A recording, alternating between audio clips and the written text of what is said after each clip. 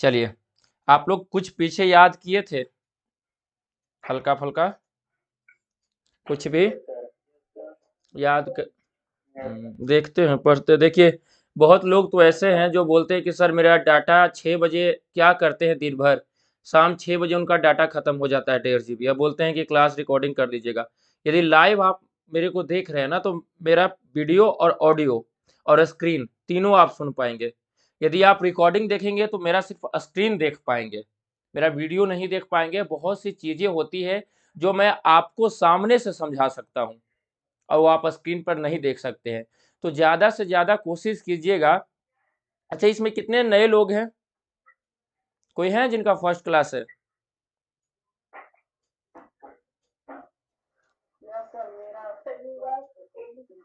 हाँ, बहुत बहुत सही। कोई भी दिक्कत आपको नहीं होगा। आप पढ़िए आराम से। और सभी लोग तो ज्वाइन होने में किसी को कोई प्रॉब्लम नहीं हो रहा होगा। जो भी लड़के, बहुत लड़के इसमें हैं जिनको, जिनका ईमेल आईडी यदि आप सही से दिए होंगे, ईमेल आईडी सही से दिए होंगे और उसी ईमेल आईडी से यदि क्लास ज्वाइन कर रहे होंगे तो आपको प्रॉब्लम नहीं होगा। ऑटोमेटिक 7 बजे से पहले भी आप क्लास ज्वाइन कर जाएंगे। आपस में आप बात कर सकते हैं, आपको किसी परमिशन की जरूरत नहीं होगी। आने वाले 1-2 दिनों में यदि आप ऑटो ज्वाइन नहीं होंगे तो आप क्लास ज्वाइन नहीं कर पाएंगे। इसलिए जिस ईमेल आईडी आपके गूगल मीट पे है, गूगल मीट एप्लीकेशन पे जो ईमेल आईडी है, वो ईमेल आईडी मुझे दे दीजिए, आप क्लास ज्वाइन कर सकते हैं। ठीक है?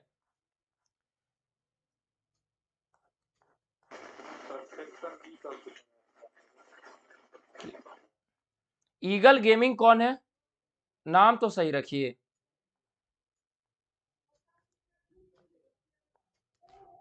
ईगल गेमिंग कौन है ये? कब ज्वाइन किए हैं? क्लास किए ना, लिए हैं ना?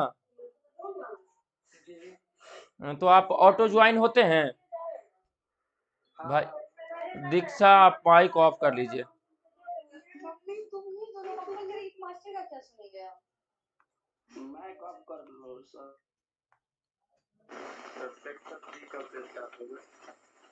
भाई ये खत्म करने के बाद स्टार्ट कर देंगे।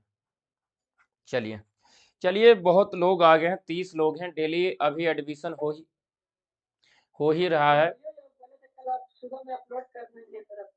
अभी तक नहीं हुआ अपलोड?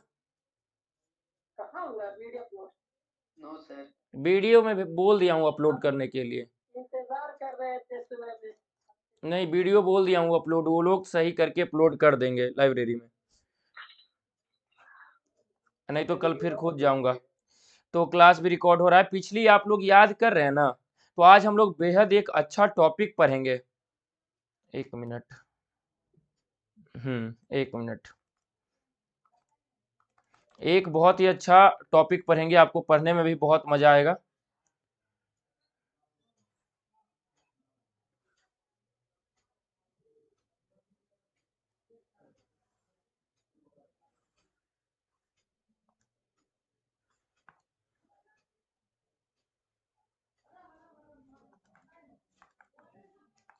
हम्म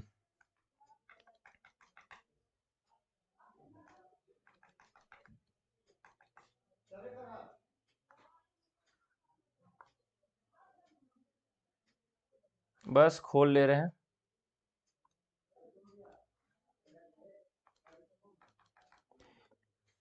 जब तक याद आप लोग नहीं कीजिएगा ना कुछ, तो कोई उपाय है नहीं। बोलो तो।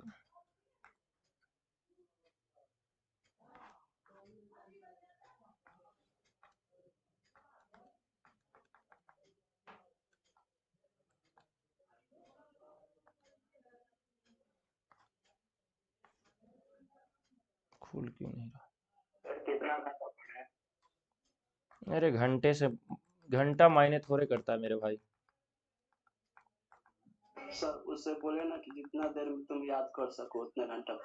हम्म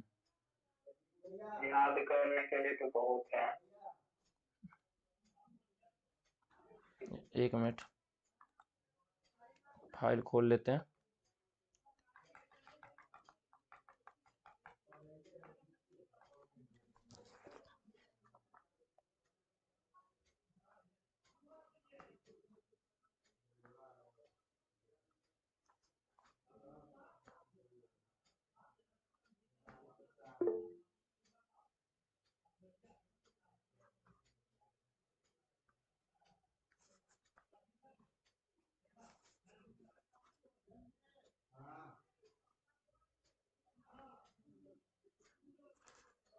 एक मिनट भाई मुझे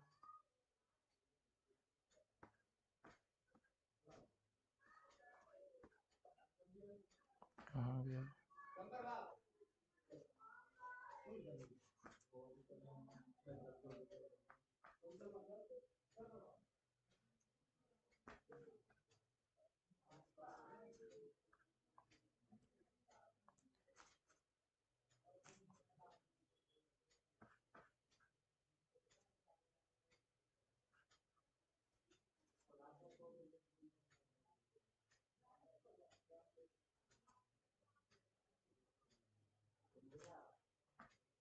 चलिए, स्क्रीन दिखाई दे रहा है भाई? नो सर, नो एक सर। एक मिनट एक मिनट।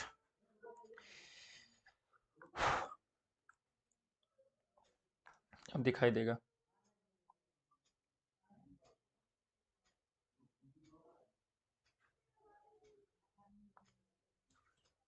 दिखाई दे रहा है?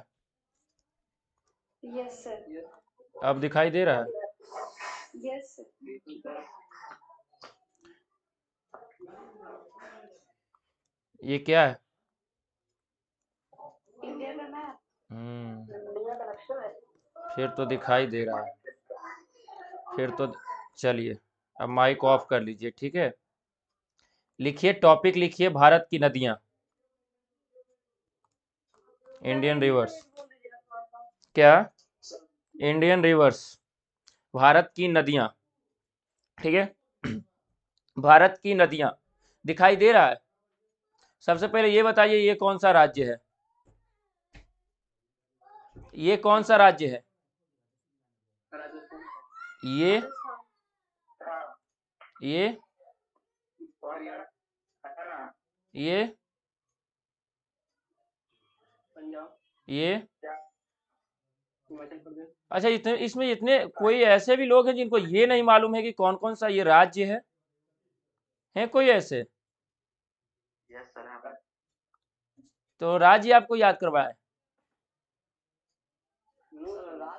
तो याद है, लेकिन इसमें कौन कौन राज है ये कहाँ पे कौन है ये नहीं याद है?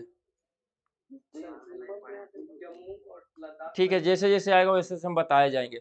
देखिए, भारत की नदियां में सबसे ऊपर सबसे पहले डैश दीजिए और लिखिए सिंधु नदी। यहाँ पे सबसे ऊपर लिखिए और फर्स्ट में लिखिए सिंधु नदी, ऐसे लिखिएगा, सिंधु नदी। भारत की नदियों से कौन कौन से सवाल बनते हैं, कहाँ से किस नदी का उद्गम है, ये आपके आने वाले किसी भी एग्जाम के लिए बेहद ही ज्यादा इंपॉर्टेंट टॉपिक है। सबसे पहले सिंधु नदी लिखिएगा। एक साइड में आपका ये कॉपी है, इस कॉपी में सबसे पहले एक साइड में आप नदी लिखिएगा, नदी के उद्गम, स्रोत, ठीक है, कहां से नदी निकलती है, कहां से स्टार्ट होती है, ओरिजिन, ठीक है। सबसे पहले ओरिजिन लिखिएगा, फिर लिखिएगा संगम या मुहाना।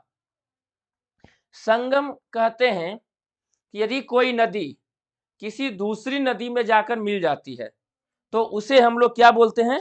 संगम बोलते हैं।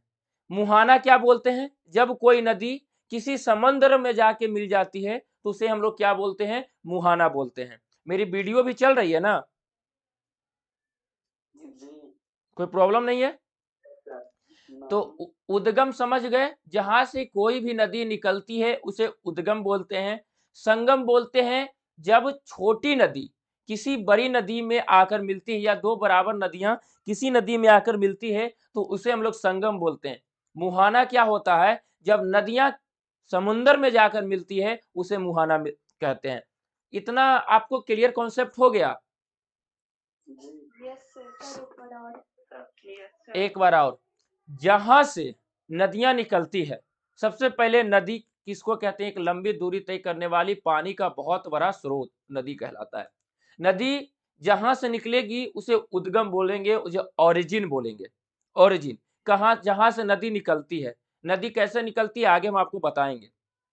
संगम किसको बोलेंगे? संगम, संगम बोलते हैं कि जब छोटी नदी या कोई भी नदी एक दूसरे नदी में आकर मिलती है। कोई भी नदी एक दूसरे नदी में, जैसे ये नदी चल रही है और इसमें एक नदी आकर मिलती है तो उसे हम लोग संगम बोलते हैं। मुहाना किसको बोलते हैं?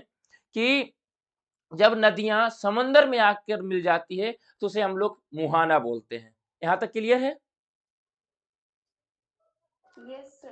अब देखिए बात क्या होता है, सुनते होंगे ये एक नदी आ रही है, एक नदी ए है, ठीक है, एक नदी ये ए है, एक दूसरी नदी इधर को आई और यहाँ पे आके मिल गई, ठीक है, ये नदी हो गई बी, ठीक है, ये नदी जो है इधर से आ रही है, तो जो नदी बड़ी होगी, मेरी बात को समझिएगा, जो नदी बड़ी होगी वो अपना नाम लेकर आगे बढ़ जाएगी।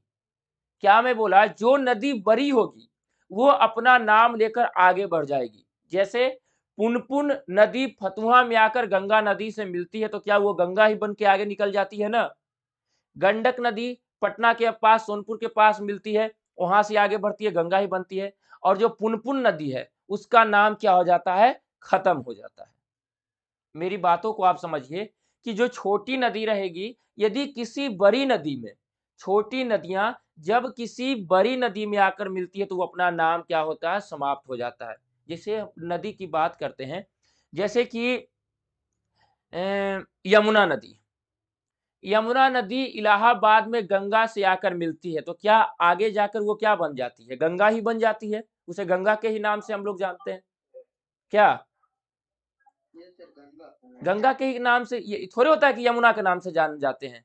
तो ये आप सोचे होंगे ना कि सर एक तरफ से गंगा आई, एक तरफ से यमुना आई, यमुना आकर मिल गई गंगा में, तो सर गंगा नाम मतलब नाम क्यों? आने वाले जो आपको हम पढ़ाएंगे उसमें बताएंगे, जब दो बराबर नदियां, जब दो बराबर नदी, जैसे एक नदी ये आई, एक नदी ये आई, यहाँ पर देखिए मेरी स्क्रीन पे देखिए, एक एक से एक बाई है, ये दो नदियां बराबर नदियां हैं, लंबाई में बराबर, सब कुछ में बराबर नदियां हैं।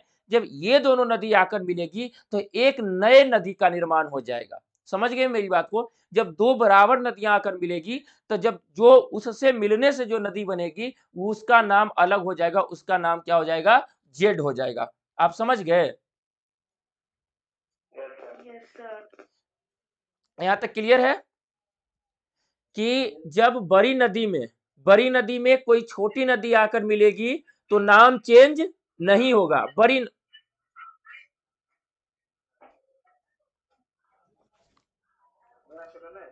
किसका माइक ऑन है?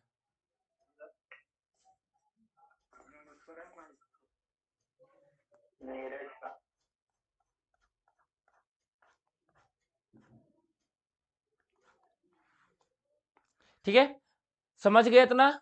उद्गम, जहां से नदी निकलती है उसे हम लोग उद्गम बोलते हैं। संगम, जब नदियां में आकर मिल जाती है किसी दूसरी नदियां में उसे संगम बोलते हैं। मुहाना, जब नदी समंदर में मिल जाती है मुहाना बोलते हैं।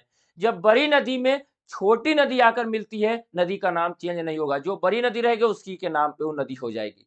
जब दो बराबर नदियां आकर मिलेंगी तो क्या हो जाएगा? एक दूसरी नदी या नई नदी का नाम हो जाएगा, ये नए नाम से होगा। अब हम सबसे पहले शुरू करते हैं आपको पढ़ाना यहां से, ठीक है। सबसे पहले सिंधु नदी की बात करते हैं। क्या करते हैं? तो सबसे पहले, अच्छा ये तो बताया ना कि आपको लिखना कैसे है। आ जाइए, आपको लिखना कैसे है। सबसे पहले आप ऊपर में हेडिंग बनाएंगे, भारत की नदियां, इंडियन रिवर्स या भारत की नदी तंत्र। यूपीएससी हो, बीपीएससी हो, एसएससी हो, बिहार दरोगा, कोई भी एसआई, यहां से सवाल एनी हाउ आएंगे ही आएंगे। समझ गए ना? तो भारत की नदियां में सबसे पहले इधर को लिखेंगे नदी, इधर को लिखेंगे नदी, नदी के ऐसे लिखेंगे, नदी का नाम होगा एनीथिंग, कुछ भी जो हम आपको पढ़ाएंगे। उद्गम लिखेंगे, ओरिजिन, उद्गम लिखेंगे। फिर लिखेंगे संगम, कहाँ पे वो जाकर मिलती है या उसका मुहाना, किस सागर में, समंदर में जाकर, किस खाड़ी में जाकर गिरती है, वो हम आपको बताएंगे। फिर इसकी हम लंबाई आपको बताएंगे। तीन चीजें से सवाल आपके एग्जाम में बनेंगे। उद्गम कहाँ से है, संगम या मुहाना कहाँ है, लंबाई कितनी है। इसके यदि अलावा आपसे कुछ पूछा जाएगा तो हम आपको क्लास में आगे बता देंगे। यहां तक समझ गए? आपको लिखना कैसे है? ऐसे लिखेंगे। आइए हम आपको पढ़ाते हैं। अब सबसे पहले यहाँ पर एक झील है तिब्बत में, मानसरोवर झील, मानसरोवर झील। भाई मेरे, हम निकाल देंगे क्लास से, फिर मिल जाए। आकाश जी माइक ऑफ किए हुए रहिएगा, ठीक है। ठीक है, अब आ जाइए। मानसरोवर झील तिब्बत में है, वहां से एक नदी निकलती है, एक नदी निकलती है, ऐसे करके जाती है, और ये लद्दाख से हेलते हुए, अब तो जम्मू का लद्दाख से हेलते हुए पाकिस्तान में जाते हुए इधर, ये इधर, इधर को मत जाओ, इधर को जाओ।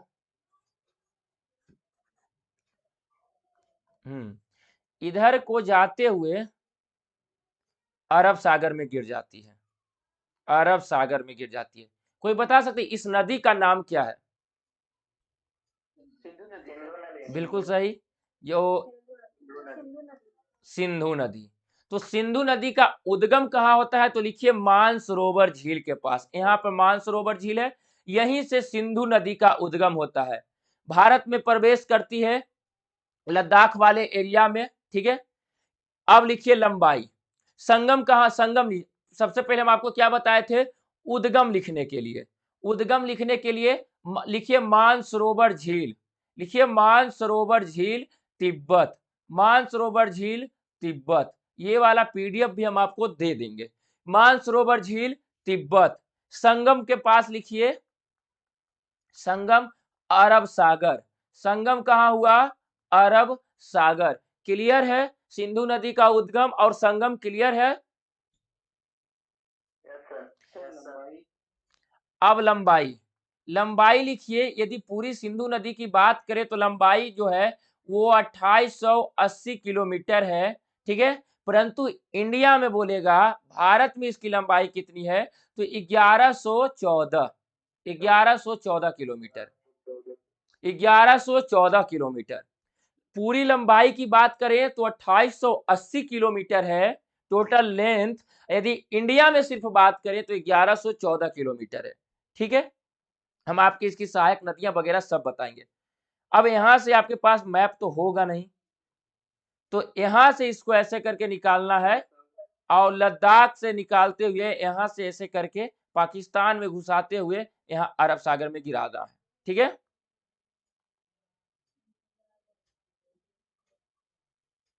चलो रहने दो, समझिए अरब सागर में गिर रहा है, ठीक है। आगे आ जाइए।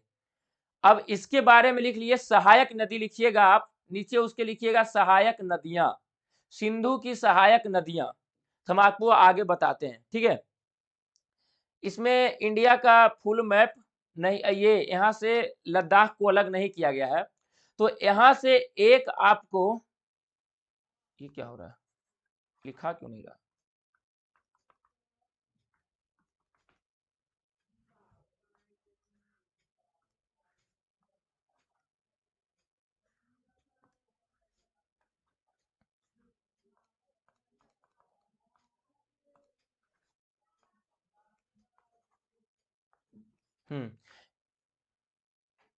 चलिए,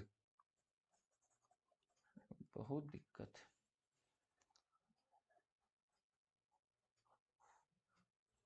आ जाइए। अब यहां से एक नदी निकलती है, एक नदी यहां से, तेरी के, एक नदी यहां से निकलती है, एक मिनट रुक जाइए।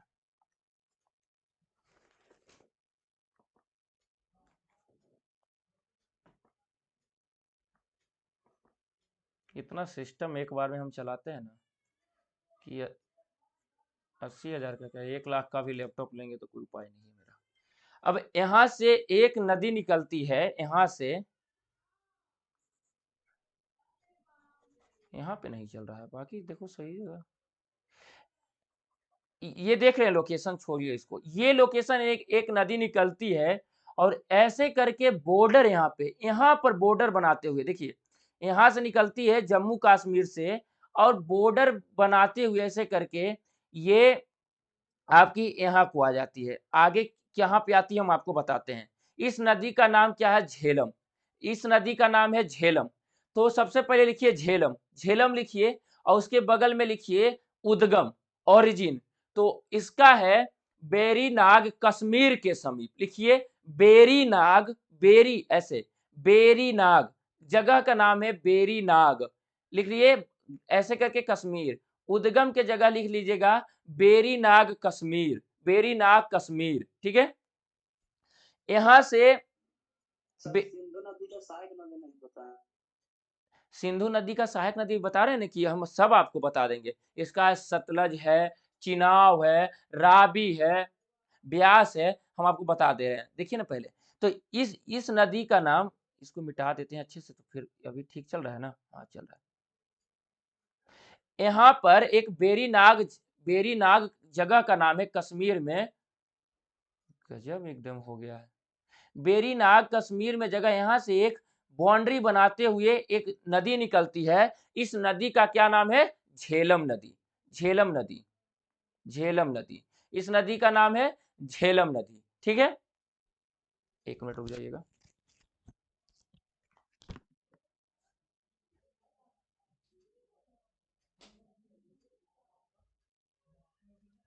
तो झेलम नदी का लिखिएगा उद्गम स्थान, उद्गम ओरिजिन लिखिएगा बेरीनाग, बेरीनाग कश्मीर, बेरीनाग कश्मीर। झेलम नदी का उद्गम बेरीनाग कश्मीर, ये कश्मीर है, बेरीनाग कश्मीर, ठीक है। बेरीनाग कश्मीर, बेरीनाग कश्मीर शेषनाग झील के पास से निकलती है। संगम जो होता है, संगम के पास लिखिएगा चिनाव नदी। हिमाचल प्रदेश से एक नदी निकलती है, यहाँ हिमाचल प्रदेश से, ये हिमाचल प्रदेश है, यहाँ से एक नदी निकलती है चिनाव नदी, और ऐसे होते हुए ये सीधे पाकिस्तान में जाकर मिलती है, ठीक है। तो ये जो झेलम नदी आप देख रहे हैं, ये जो झेलम नदी है उसका संगम यहीं पे होता है, इस जगह पे होता है, और जिसका नाम क्या है आपका, इसका क्या नाम है? चिनाव नदी, ठीक है, चिनाब नदी, इसका क्या नाम है? चिनाव नदी। पहले झेलम की जगह पे लिख लीजिए, गजब इसका हो गया है दिक्कत, छोड़िए इसको, एक मिनट।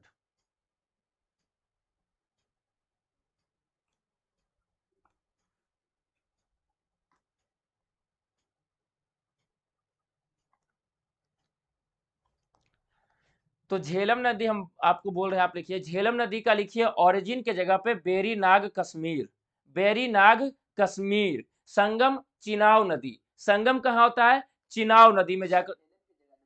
क्या? झेलम के जगह झेलम नदी का जो उद्गम है बेरीनाग कश्मीर के पास, बेरीनाग कश्मीर के पास, ठीक है।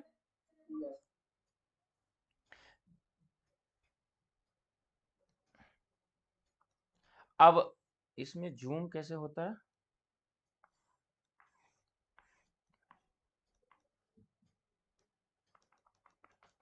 सारा जगह पे दिक्कत ही, कहीं कोई ढंग का चीज मेरे को हो नहीं रहा आज।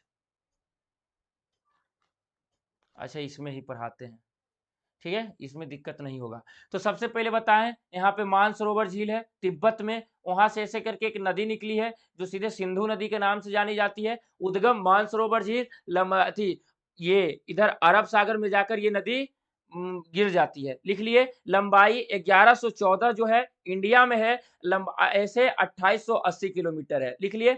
यहाँ पे आप जब आइएगा तो यहाँ पर एक बेरीनाग जगह नाम है कश्मीर, यहाँ से पाकिस्तान इंडिया का बॉर्डर बनाते हुए एक नदी निकलती है जिसका नाम है झेलम। झेलम, यहाँ हिमाचल प्रदेश से एक नदी निकलती है जिसका नाम है क्या? चिनाव नदी। चिनाव नदी में जाकर मिल जाती है, चिनाव जाकर मिल जाती है सिंधु नदी में। तो हम लोग अभी पढ़ रहे हैं झेलम नदी को। तो झेलम नदी के जगह पे उद्गम, यहाँ पे ऐसे है उद्गम, उद्गम के स्थान पे आप लिखिएगा बेरीनाग, बेरीनाग कश्मीर, बेरीनाग कश्मीर। आप लिख संगम, संगम के जगह पे लिखिएगा चिनाव नदी। संगम कहाँ होता है? चिनाव नदी में जाकर संगम होता है, ठीक है। इसके बाद लंबाई लिखिएगा, लिखिएगा लंबाई, हम किसका लिखा रहे हैं अभी?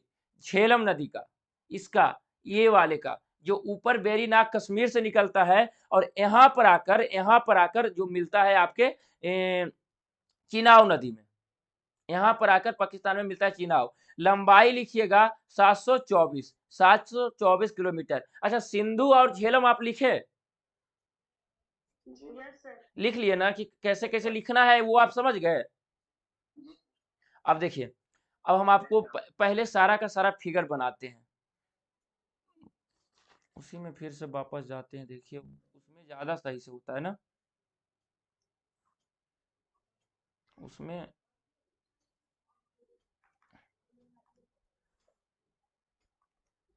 सर वीडियो अपलोड नहीं किया। अरे भाई बोल दिए थे अपलोड करने के लिए, नहीं किया, कर देगा।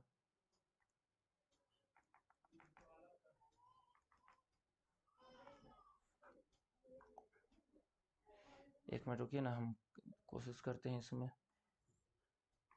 तो ज़्यादा अच्छे से जो हो जाए।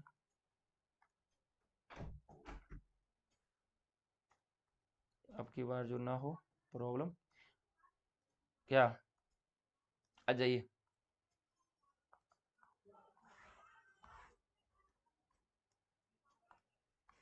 अब आ जाइए, यहाँ पे फिर से लिखने की कोशिश करते हैं। ये हमारा लद्दाख वाला एरिया हो गया ऐसे करके। अब यहाँ पे सिंधु निकल गया, यहाँ से निकल गया क्या, झेलम। ये इंडिया पाकिस्तान का बॉर्डर बनाता हुआ झेलम आगे चिनाव में आकर मिल जाता है, ठीक है।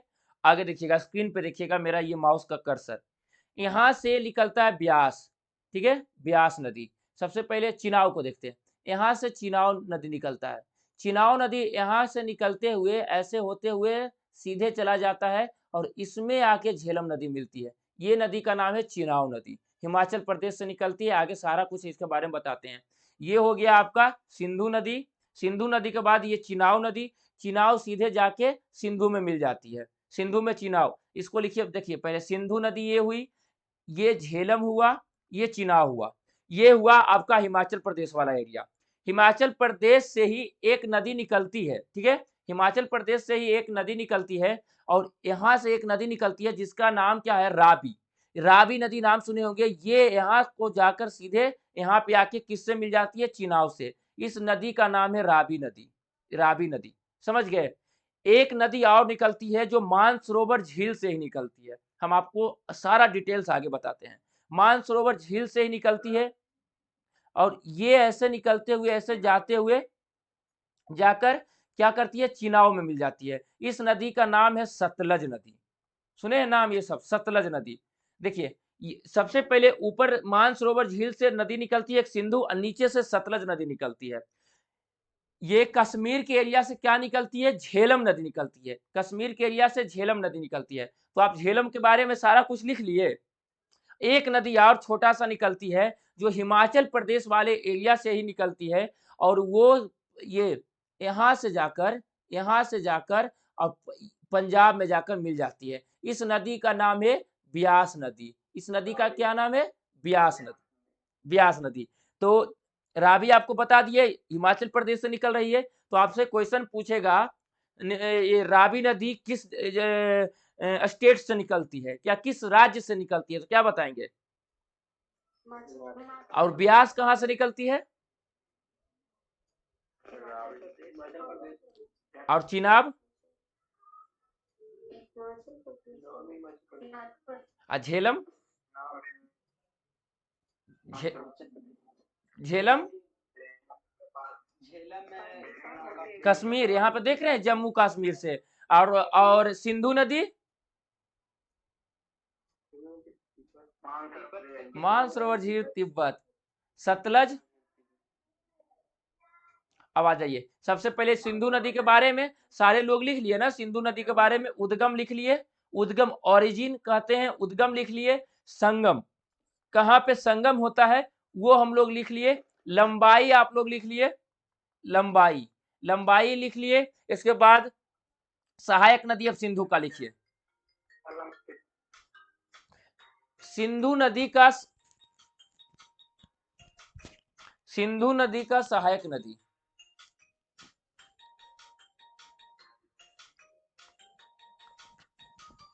चलो कोई दिक्कत नहीं। अब मेरी बात जा रही है, थोड़ा सा डिस्टर्ब हो गया आप। अब आ जाइए, सबसे पहले लिखिए सहायक नदी। सिंधु के नीचे सहायक नदी लिखिए, सतलज, सतलज, चिनाव, रावी, ब्यास, झेलम। लिखिए सतलज, चिनाव, सतलज है ना, ये वाला सिंधु नदी का ही है ये सिंधु नदी में आकर मिली। सतलज, चिनाव, देखिए चिनाव भी अंततः कहाँ जाकर सिंधु नदी में जाकर मिलती है।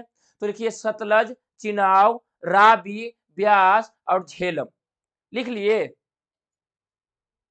हेलो, हाँ लिख लिए? क्या क्या लिखे? सतलज, चिनाव। देखिए सबसे पहले हम लोग क्या देखे कि मानसरोवर झील एक है, तिब्बत में है, वहां से सिंधु नदी जम्मू कश्मीर होते हुए पाकिस्तान, हाँ पाकिस्तान होते हुए अरब सागर में जाकर मिलती है, जिसकी लंबाई 2880 है। कितनी है? 2880 किलोमीटर है, परंतु भारत में है 1114 किलोमीटर। इसकी सहायक नदियां में कौन कौन है यहाँ पे आप देख सकते हैं। सतलज नदी निकलती है जाकर पाकिस्तान में मिलती है, फिर नहीं सॉरी, सतलज नदी निकलती है जाकर यहाँ पे चिनाव नदी में जाकर मिलती है। सतलज नदी चिनाव नदी में जाकर मिलती है। चिनाव नदी का उद्गम स्थान देख रहे हैं हिमाचल प्रदेश में, यहाँ पर हिमाचल प्रदेश में है। बहुत दिक्कत कर रहा है आज, ये हैंग कर रहा है बहुत ज्यादा। तो चिनाव नदी का हिमाचल प्रदेश, अंततः चिनाव नदी भी, ये चिनाव नदी गया है, चिनाव नदी भी अंततः कहाँ? सिंधु नदी में जाकर मिलती है। झेलम नदी कश्मीर से निकलती है, भारत पाकिस्तान का, तो बोलेगा कि भारत पाकिस्तान का बॉर्डर बनाने वाली कौन सी नदी है, तो क्या आप बनाइएगा? झेलम, झेलम, झेलम, झेलम नदी। ये ऐसे पहले ऊपर को जाती है, फिर देखिए ये जो है एरिया, यहाँ मेरा कर्सर को देखिए, ये जो एरिया है कश्मीर वाला एरिया, यहाँ पर भारत और पाकिस्तान के बीच में एक बॉर्डर बनाते हुए जाती है झेलम नदी। ये बॉर्डर बनाते हुए पाकिस्तान को प्रवेश कर जाती है। अंततः झेलम नदी का मुहाना कहाँ पर है? चिनाव नदी है ना। संगम कहाँ करती है? चिनाव नदी में जाकर संगम कर लेती है। तो सिंधु झेलम क्लियर हो गया भाई? अब आगे आ जाइए। फिर झेलम नदी हो गया, अब आ जाइए हम लोग पढ़ते हैं चिनाव नदी। चिनाव नदी का लिखिए हिमाचल प्रदेश, उद्गम कहाँ है? हिमाचल प्रदेश, हिमाचल प्रदेश, बारा लाचला दर्रा, बारा लाचला, हिंदी में इंग्लिश में भी बारा लाचला दर्रा ही है, पास, दर्रा मतलब पासेस, पासेस, बारा लाचला दर्रा। दर्रा किसको बोलते हैं? जब दो बड़े बड़े पहाड़, जैसे पूरा हिमाचल प्रदेश हिमालय की शिवालिक क्षेत्र में है, अरे बोलने तो दो। तो जब बड़े बड़े पहाड़ के बीच में जो बड़ा सा गैप होता है उसे हम लोग दर्रा बोलते हैं, उसे पासेस बोलते हैं। तो जब हम आपको आने वाले क्लास में हम वो भी बताएंगे कहाँ पे कौन सा बुर्जिला, जोजिला, माना, नीति, धर्मा, सारा दर्रा हम आपको पढ़ाएंगे। तो ये जो है लिखिए हिमाचल प्रदेश, उद्गम, उद्गम, चिनाव नदी का उद्गम हिमाचल प्रदेश, बारालाचला दर्रा, हिमाचल प्रदेश, बारालाचला दर्रा, हिमाचल, यहाँ पर हिमाचल प्रदेश में बड़ा लाचला दर्रा है, वहां से निकलती है, पर आपसे हिमाचल प्रदेश ही पूछेगा। तो बड़ा लाचला ऊपर को ऐसे जाते हुए, ठीक है, ऊपर को ऐसे जाते हुए चिनाव नदी कश्मीर का एरिया टच करती है। अब आपके मन में, बहुत लोग के मन में ये सवाल होगा कि सर ये जो नदी है या ये झेलम नदी है ऊपर कैसे जा रही है? किसी के मन में ये सवाल तो नहीं आया है ना कि नदी है सर, जैसे ये नदी है तो ऐसे नीचे जाना चाहिए, ये नदी ऐसे कि ऊपर कैसे जा रही है? ये मन में सवाल नहीं आया है ना? हेलो, क्षेत्र होगा। हाँ, क्योंकि आप यहाँ पे समतल में देख रहे हैं, परंतु ऑन जब जाइएगा फिजिकल मैप देखिएगा तो वहां पे ऊंचाई है। ये सब जो एरिया है, ये सारा एरिया जो पहाड़ी एरिया है, हिमालय का एरिया है, हिमालय का क्षेत्र हम आपको पढ़ाएंगे। जब हम आपको माउंटेन्स पढ़ाएंगे उस समय हम आपको पढ़ाएंगे कि कैसे कैसे काराकोरम, लद्दाख, जास्कर, पीर पंजाल, शिवालिक, कैसे कौन सा हिमालय है। तो यहाँ पर सारा हिमालय का क्षेत्र है। हिमाचल प्रदेश भी आपके हिमालय क्षेत्र में आते हैं, हिमाचल प्रदेश शिवालिक क्षेत्र में आते हैं, हिमालय के शिवालिक क्षेत्र में। तो यहाँ पे एक नदी निकलती है चिनाव, चिनाव का उद्गम के सामने क्या लिख ले? हिमाचल प्रदेश, बड़ा लाचला दर्रा। लंबाई, संगम कहाँ पे होता है? संगम, संगम कहाँ पे होता है? चिनाव नदी का संगम जाकर सीधे सिंधु नदी में होता है। कहाँ होता है? सिंधु नदी में। समझ गए ना? संगम की जगह लिखिए सिंधु नदी। लंबाई लिखिए 724, लंबाई लिखिए 724, लंबाई चिनाव, सॉरी झेलम का लंबाई लिखे थे, झेलम का लिखे थे, हाँ झेलम का 724 लिखिए और चिनाव का 960 लिखिए, चिनाव का 960, चिनाव का लिखिए 960 किलोमीटर, झेलम का 724 किलोमीटर लिखिए और चिनाव का लिखिए 960। चिनाव के बारे में सारा कुछ लिख लिए। हिमाचल प्रदेश से निकलती है, सिंधु नदी पाकिस्तान में जाकर मिलती है, 960 किलोमीटर की लंबाई है, बारालाचला दर्रा से निकलती है। चिनाव नदी बारालाचला से। बेरी नाग कश्मीर से झेलम नदी निकलती है, भारत पाकिस्तान का बॉर्डर बनाते हुए अंततः चिनाव नदी में जाकर मिलती है। क्लियर है भाई? अब एक लिखिए रावी। रावी नदी यहाँ पे कांगड़ा जिला, हिमाचल प्रदेश का एक जगह है कांगड़ा जिला, वहां से रावी नदी निकलती है, पंजाब होते हुए अंततः कहाँ जाती है? चिनाव में जाकर मिल जाती है। कहाँ जाती है? चिनाव नदी में जाकर मिल जाती है। तो रावी के लिए लिखिए हिमाचल प्रदेश कांगड़ा जिला। उद्गम के जगह पे लिखिए, ओरिजिन के जगह पे रावी नदी का ओरिजिन हिमाचल प्रदेश के कांगड़ा जिला, हिमाचल प्रदेश के कांगड़ा जिला। ठीक है। लंबाई लिखिएगा 725 किलोमीटर, 725 किलोमीटर लंबाई लिखिएगा, 725 किलोमीटर, 725 किलोमीटर। सर फिर से रिपीट कीजिए ना शुरू से। हाँ, रावी वाला ना, रावी लिखिए। रावी नदी का हिमाचल प्रदेश ओरिजिन है, हिमाचल प्रदेश का कांगड़ा जिला, कांगड़ा जिला, हिमाचल प्रदेश का कांगड़ा जिला। कहां से निकलती है? जैसे कि चिनाव नदी बारालाचला दर्रा से निकलती थी, वैसे ही रावी नदी जो है वो आपका रोहतांग दर्रा से निकलती है, रोहतांग दर्रा। ठीक है। यहाँ पे क्या है? यहाँ पे जो मेरा कर्सर को देखिए, कर्सर को देखिए, यहाँ पे रोहतांग दर्रा है, यहाँ पे रोहतांग दर्रा है, वहां से निकलती है। ठीक है। चिनाव नदी यहाँ पे बारालाचला दर्रा है। दर्रा समझिए कि वहां पे बड़ी बड़ी पहाड़े हैं, पूरा हिमाचल प्रदेश पहाड़ पे बसा हुआ है। मनाली वही है ना?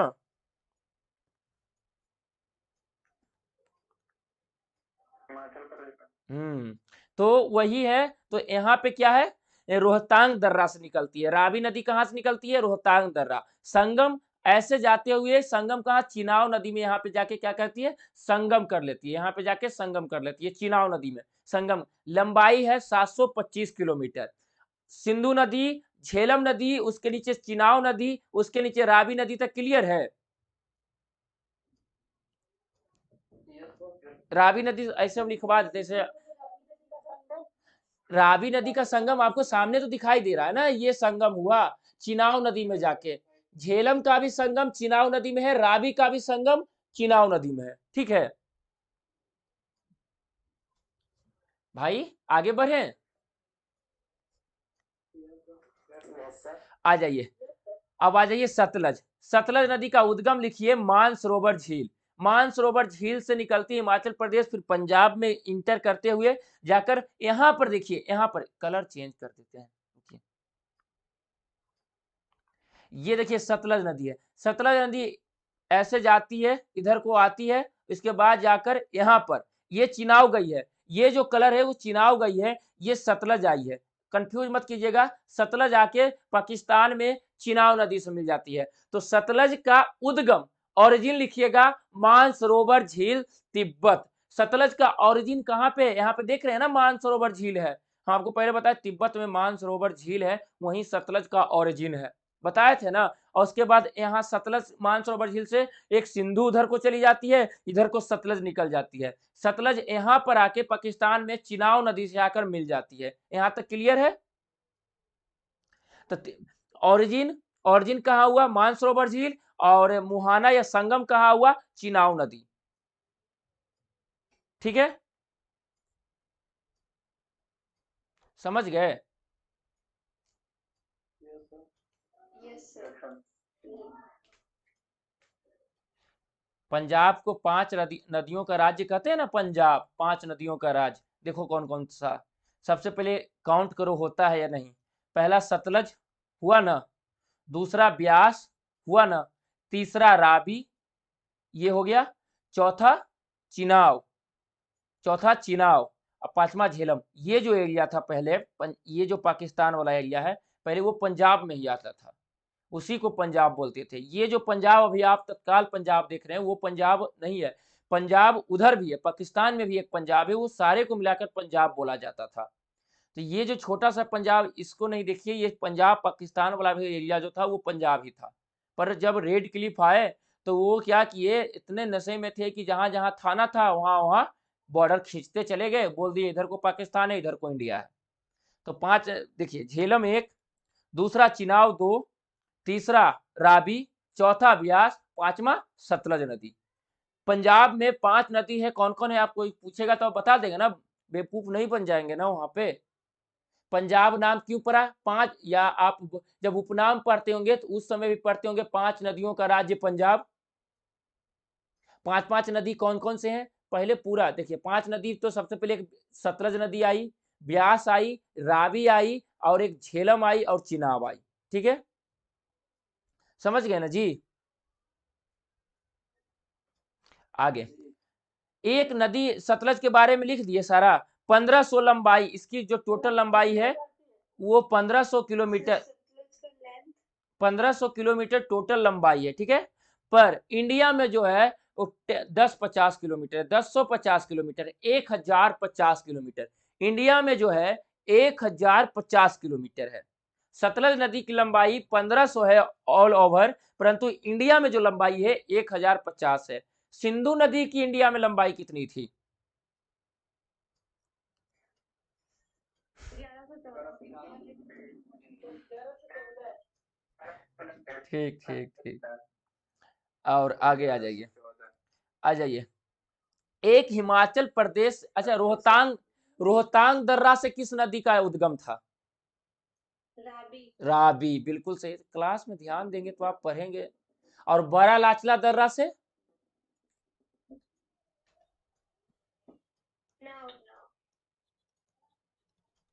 चिनाव से। बड़ा लाचला से चिनाव का था। ब्यास, हिमाचल प्रदेश के ही रोहतांग दर्रा से, रोहतांग दर्रा से एक नदी निकलती है, छोटी सी नदी, जो पंजाब में जाकर सतलज नदी में एक जगह है कपूरथला, नाम सुने होंगे कपूरथला, जहां पे आपका रेलवे कोच फैक्ट्री बनता है कपूरथला, वहां पे जाकर मिलती है। तो उस 470 मीटर, तो लिखिएगा सबसे पहले ब्यास नदी, लिखिएगा ब्यास नदी हिमाचल प्रदेश के रोहतांग दर्रा, हिमाचल प्रदेश रोहतांग दर्रा, हिमाचल प्रदेश रोहतांग दर्रा, हिमाचल प्रदेश उद्गम लिखिएगा हिमाचल प्रदेश रोहतांग दर्रा, हिमाचल प्रदेश रोहतांग दर्रा। संगम लिखिएगा सतलज नदी, संगम सतलज नदी पंजाब कपूरथला के निकट एक जगह का नाम है कपूरथला।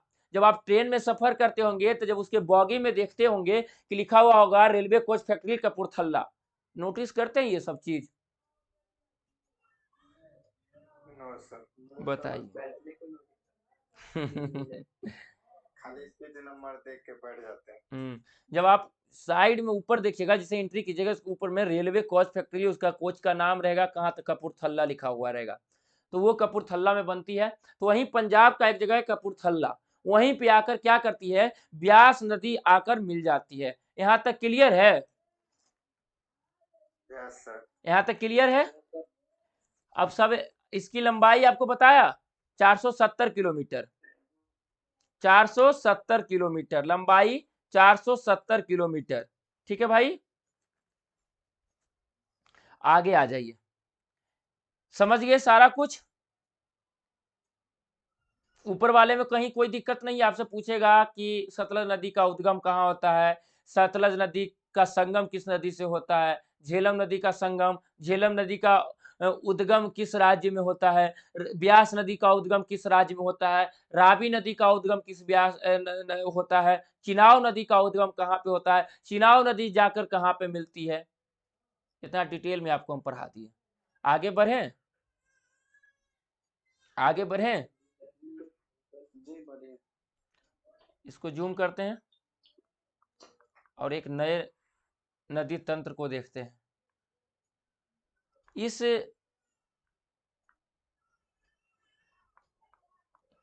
इस राज्य का नाम कोई बता सकता है?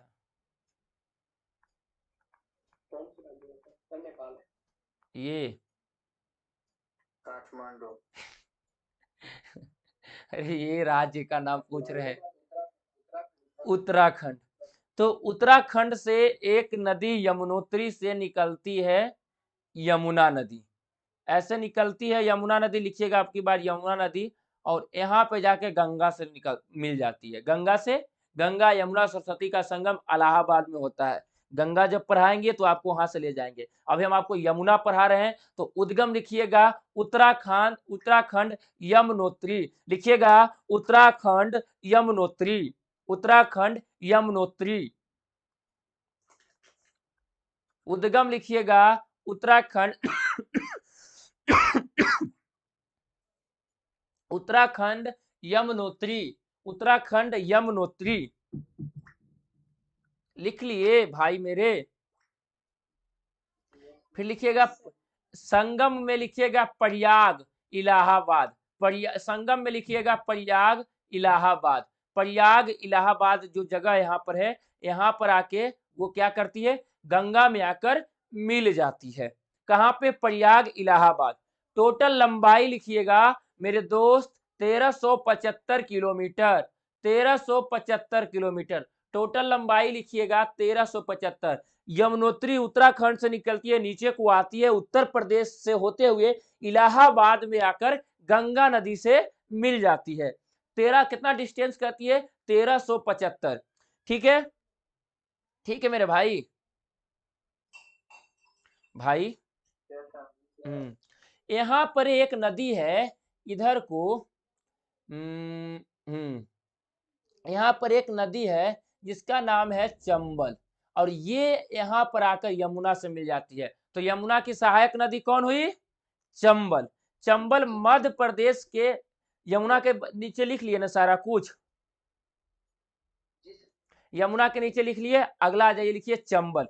ये जो नदी है ना, चंबल नदी है। यहाँ पर देख रहे, देखिए ये उत्तराखंड है, ठीक है। ये आपका यूपी है, ठीक है। ये आपका राजस्थान है, ठीक है। ये आपका हरियाणा है, ये आपका नई दिल्ली, ये छोटा सा जगह नई दिल्ली है। ये आपका पंजाब है, ये आपका मध्य प्रदेश है, ये आपका गुजरात है, ये आपका महाराष्ट्र है, ये आपका छत्तीसगढ़ है, ये आपका बिहार है, ये आपका झारखंड है, ये आपका उड़ीसा है, ये आपका पश्चिम बंगाल है, ठीक है।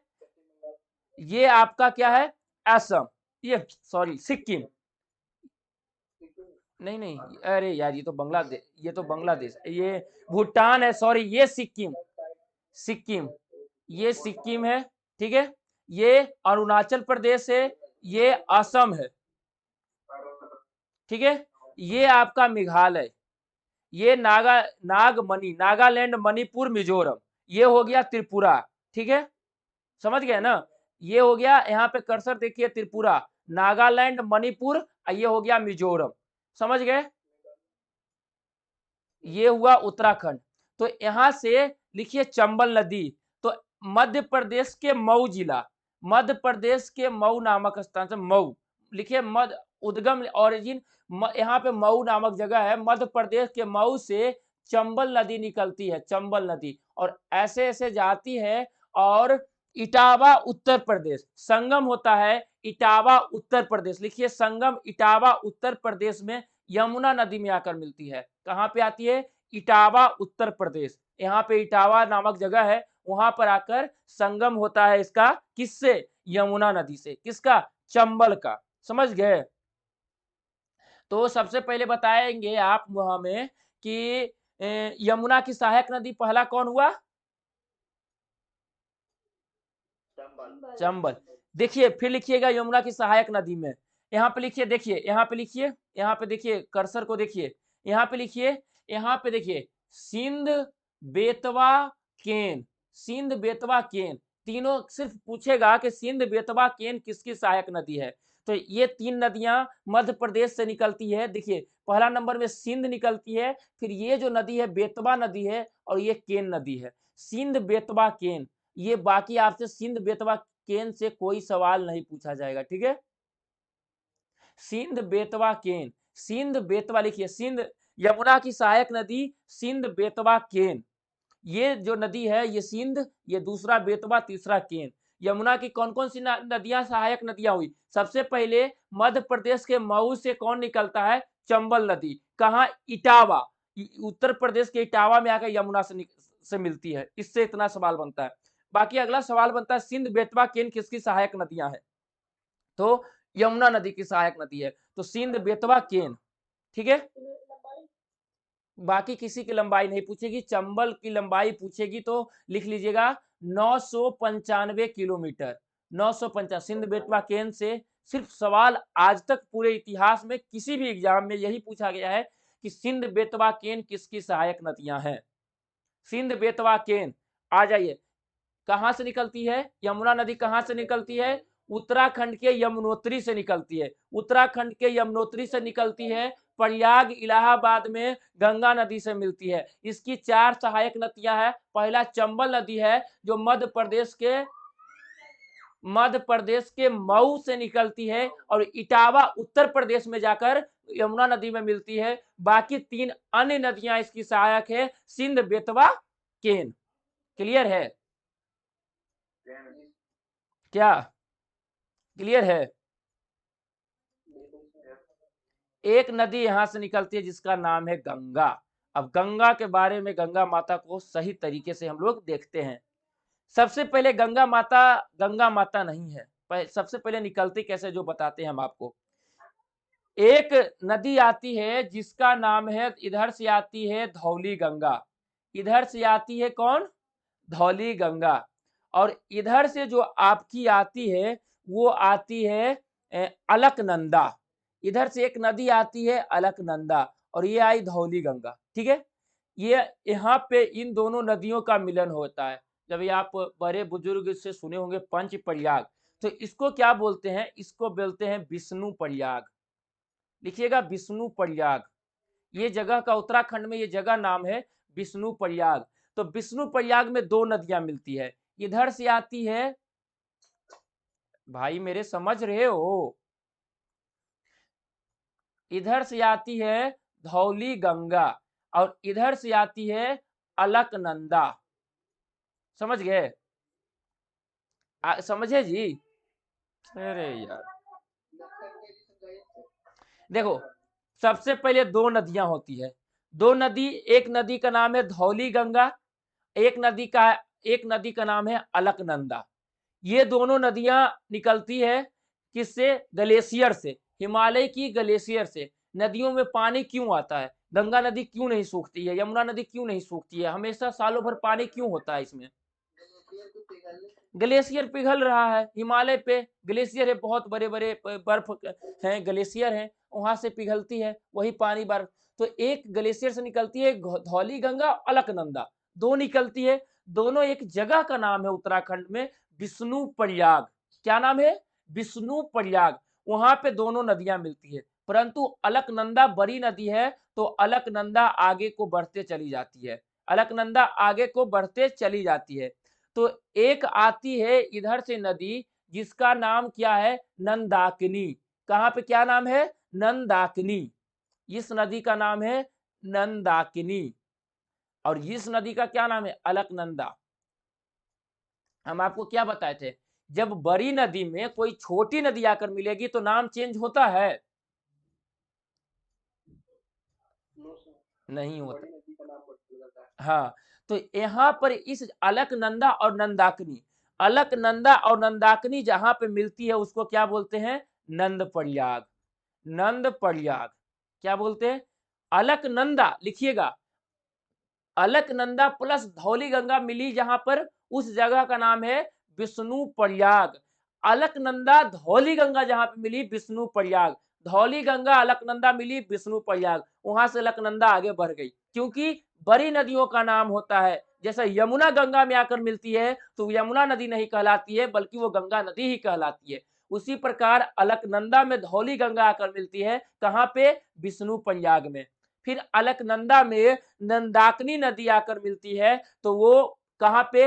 नंद प्रयाग में। नंदाकिनी छोटी है, फिर आगे को बढ़ते हैं। भाई मेरे समझ रहे हैं यहां तक? फिर अलकनंदा में एक नदी आकर मिलती है, पिंडार नदी। क्या निकलती आती है? पिंडार नदी। पिंडार, यहां पे लिखिएगा, पिंडार नदी कहां पे आकर मिलती है? कर्ण प्रयाग में। कहां पे आती है? कर्ण प्रयाग में। अलकनंदा, सबसे पहले अलकनंदा में कौन आकर मिली? धौली गंगा। कहां? विष्णु प्रयाग में। फिर कौन, नंद प्रयाग में नंदाकिनी मिल के आई, फिर आगे कर्ण प्रयाग में पिंडार नजर पड़ा, ठीक है। फिर आ जाओ, फिर आ जाइए अलकनंदा, और आगे जब बढ़िएगा तो यहाँ पर अलकनंदा में एक नदी आकर मिलती है, मंदाकिनी नदी, सॉरी मंदाकिनी नदी, मंदाकिनी नदी, मंदाकिनी। अब मंदाकिनी कहाँ से आती है, केदारनाथ से। कहाँ से आती है, केदारनाथ का नाम सुने हैं ना, हाँ, तो केदारनाथ से एक नदी आकर मिलती है जिसका नाम है मंदाकिनी, तो उसको क्या बोलते हैं, रुद्रप्रयाग। कहां पर आकर मिलता है, रुद्रप्रयाग। ये क्या हो गया, हाँ, यहाँ पे रुद्रप्रयाग, रुद्रप्रयाग, रुद्रप्रयाग इस जगह का नाम है रुद्रप्रयाग। अलकनंदा में एक नदी मंदाकिनी आकर मिलती है तो होता है रुद्रप्रयाग, और इधर को एक नदी आकर मिलती है, और रुद्रप्रयाग से आगे बढ़ेगी इधर कौन, अलकनंदा, तो इधर से आ रही है अलकनंदा, और यहाँ से आ रही है भागीरथी, भागीरथी, और ये दोनों जो है वो आपका देवप्रयाग, देवप्रयाग में आकर मिलती है, और इसके बाद गंगा नदी कहलाती है, जो हरिद्वार में सबसे पहले आती है। गंगा नदी हरिद्वार में देवप्रयाग के बाद गंगा नाम पड़ता है, क्योंकि हम आपको पहले ही बताए थे मेरे दोस्त, मेरे भाई, कि जब दो बराबर नदियां जब आपस में मिलती है तो एक नई नदी का नाम होता है। परंतु जब बड़ी नदी, अलकनंदा बड़ी नदी थी, अलकनंदा बड़ी नदी थी, धौली गंगा छोटी नदी थी, तो अलकनंदा के नाम से ही आगे बढ़ी, विष्णु प्रयाग में धौली गंगा मिली, धीरे धीरे आगे आगे बढ़ी अलकनंदा, तो नंदाकिनी आई, आकर मिली कि हम भी मिलना चाहते हैं, नंदाकिनी बोली आकर मिली कि हम भी तुम्हारे में ही मिल जाना चाहते हैं, तो वहां पे जगह का नाम था नंद प्रयाग, नंद प्रयाग। फिर अलकनंदा नंदाकिनी, पहले धौली गंगा को लेकर बढ़ी कहाँ पे, विष्णु प्रयाग में, फिर नंदाकिनी को भी लेकर बढ़ गई, फिर पिंडार एक नदी आई, बोली कि मैं भी मिलूंगी तुमसे, कहाँ पे, कर्ण प्रयाग में, तो कर्ण प्रयाग में कहा पिंडार नदी आई, अलकनंदा बढ़ते गई। केदारनाथ के तरफ से एक नदी आई जिसका नाम था मंदाकिनी, ये वाला फिगर अपने कॉपी पे बना लीजिएगा।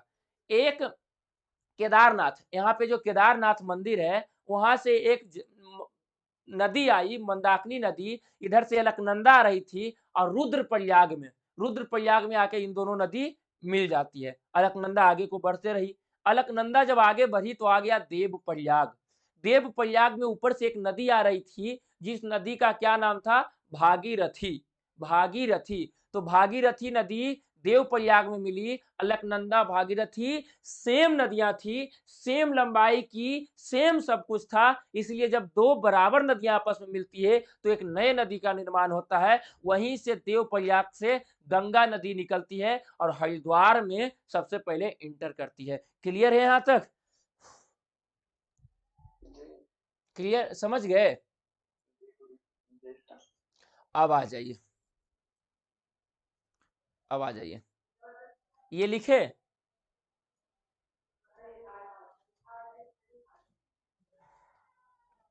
लिखे, लिख लिए ना। अलकनंदा प्लस धौली गंगा विष्णु प्रयाग में मिलती है, अलकनंदा नंदाकिनी नंद प्रयाग में मिलती है, अलकनंदा पिंडार नदी कर्ण प्रयाग में मिलती है, मंदाकिनी, मंदाकिनी और अलकनंदा रुद्र प्रयाग में मिलती है, भागीरथी, भागीरथी और अलकनंदा देव प्रयाग में मिलती है, उसके बाद गंगा नदी नाम पड़ता है। समझ गए ना। अलकनंदा नदी कहाँ से आती है? अलकनंदा नदी बताया तो हिमालय के ग्लेशियर से आती है, हिमालय के वहां पे ग्लेशियर बहुत, पूरा तो उत्तराखंड के ऊपरी इलाका पूरा ग्लेशियर ही है, तो ग्लेशियर से आती है, जिसको हम लोग गंगोत्री ग्लेशियर कहते हैं, उधर से ही आती है। अब आगे आ जाइए, क्या नदी पढ़ा दी है, कै गो नदी पढ़ा दिए, अभी आए क्लास में क्या, बहुत कंफ्यूजन हुआ है लिखने में। लिखवा दे सही से, शुरू से ही कंफ्यूजन हुआ है।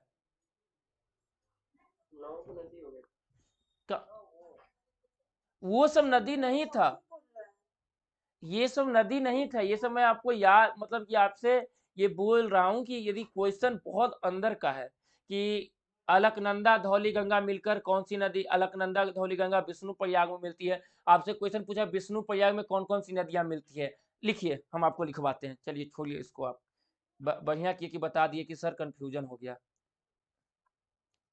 सर बहुत ज्यादा कंफ्यूजन हुआ है, इसीलिए पीडीएफ तो सर जरूर दीजिएगा। लिखिए ना, लिखिए, अलकनंदा प्लस धौलीगंगा, लिखिए मेरे साथ लिखिए, अलकनंदा प्लस धौलीगंगा विष्णु प्रयाग में आकर मिलती है, विष्णु प्रयाग। आगे लिख लीजिए, फिर लिखिए अलकनंदा, अलकनंदा प्लस नंदाकिनी, नंदाकिनी ये कहा, नंद प्रयाग, लिखिए नंद प्रयाग, नंद प्रयाग। फिर लिखिए अलकनंदा, अलकनंदा प्लस पिंडार, पिंडार, पिंडार, अलकनंदा प्लस पिंडार नदी, वो आपका कर्ण प्रयाग, कर्ण प्रयाग, ठीक है।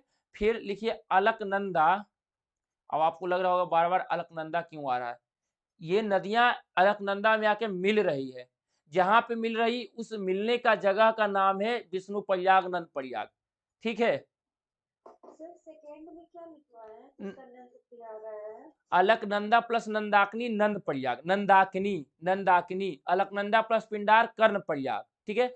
अलकनंदा प्लस मंदाकिनी, अलकनंदा प्लस मंदाकिनी ये आपका है रुद्र प्रयाग, ये क्या है, रुद्र प्रयाग। ध्यान दीजिएगा क्लास में, राम राम सीधम, धीरे धीरे।